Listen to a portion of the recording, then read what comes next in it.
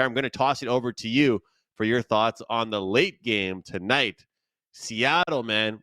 Is it time for us to start believing in this Seattle team? Are you already believing in them? I mean, plus 115 tonight, Dallas minus 135, total 5.5. And this team isn't just some cool story anymore. They're not some, underdog story. They're a team that's making noise and has a bunch of players that are willing to go to the dirty areas and make plays. And that's what I love about hockey, is that you do not need flash like the Oilers have, like the Stars have, like the Maple Leafs have. You just need to have four lines that are willing to work their tails off. That's what Seattle is doing. But do you think Dallas responds here, Carm?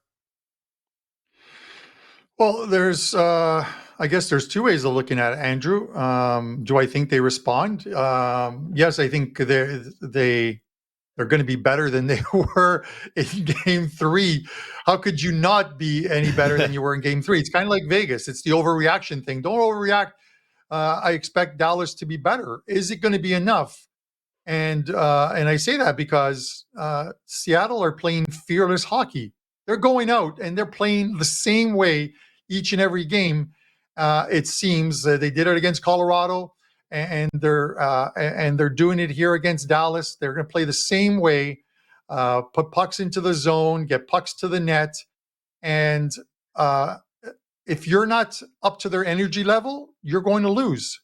They're finding ways to win. Whereas that series against Colorado, I talked about the unders were the best things to bet in that series. It seems like the overs are the best thing to bet in this series because both teams are still getting their goals. But the Seattle team's playing fantastic. You look at their team total for tonight, which was kind of a surprise. It's at 2.5, only because I'm leaning to the over in this game. Again, it's minus 130 right now on the Seattle team total. And do you have any faith? Does anyone have any faith in the Dallas Stars, even if you're a fan, in putting together a complete defensive performance of a game and getting a win? I think they get the win, but I'm not sure if they can put a complete effort in. This almost feels like one of those 5-3 games for someone where the team totals come in for both sides. I'm not going to take the Dallas team total over 2.5 because I'm not laying $1.80 in juice on a team total. And that's where that sits right now. The over 3.5 is plus 115. And there you need 4. So, and I don't want to take that one either. So forget about the team total there. I might look at the Seattle team total, but I think this game goes over the total of 115. And that's going to be part of our one of our best bets at the end of the show. The Kraken, man, release the Kraken. They are playing well. Raven Ron has been saying it for the last month in our chat, if not longer. Release the Kraken. They're playing well. Love a franchise that doesn't have, and not to disparage any of the guys on the team, superstar names like McDavid, Draisaitl, Matthews, Marner, whatever, McKinnon. These guys are going out, man, and they are just playing hockey, and each one has each other's back, and that's what you need in the playoffs. They're playing some phenomenal hockey, and kudos to them, man. Their first time in the playoffs, they knock off the defending champions, and now they're on the cusp of knocking off the Dallas Stars. If they win tonight, they've got control of this series. But give me the over 5.5, 115. Raven Ron and Ronald Kabang. That kind of sounds good together, the way those two names mesh. Ronald Ucapper, of course, you can find him over at WagerTalk. He is living in Seattle. He's a Seattle Kraken fan. He asked me yesterday on Twitter Spaces how I feel that their chances are. I told him, hey, look, I have a future on Dallas, so I'm going to be a little bit biased telling you this, but I do think that Seattle's making noise. If they can continue to play how they're playing, then they're going to be in really good shape. But Dallas has a lot of veteran leaders, and they will bounce back, I believe, in this one. But, Carm, I wanted to point out the last 2 games, we haven't seen any goals in the first period, and they've still gone over the total. Last game finishes 7-2, and we were 0-0 after 1. An unbelievable kind of change. So it seems like once one goal goes in, the floodgates open up and the style of hockey completely changes between these two clubs. But funny enough, with no goals going on in the first period in either game, the last 2 games, I'm going to take the Dallas Stars to win the first period. Just on the money line, no minus a half goal, on the money line to come out strong in the first period. They're playing on the road, of course. They had a really, really slow effort last game.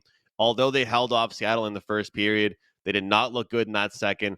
The first goal tonight is very, very important in this series. Even 2 games ago, Dallas had to respond.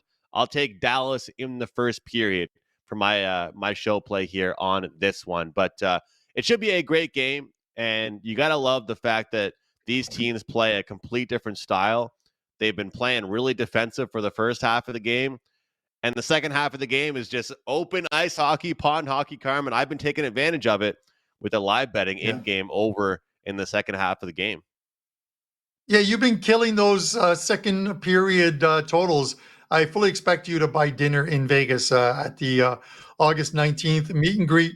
And somebody posted some lines on that meet and greet if we had some UFC matches, and I'm minus 145 over you, Andrew.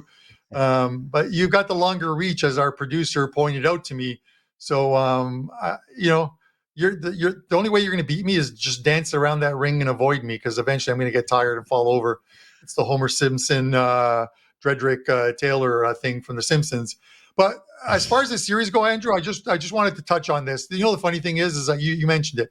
No goals scored in the first period, and then the second and third periods are just goal fests. And if you're live betting those totals, it's just unbelievable on how an NHL game, and especially playoff games, go.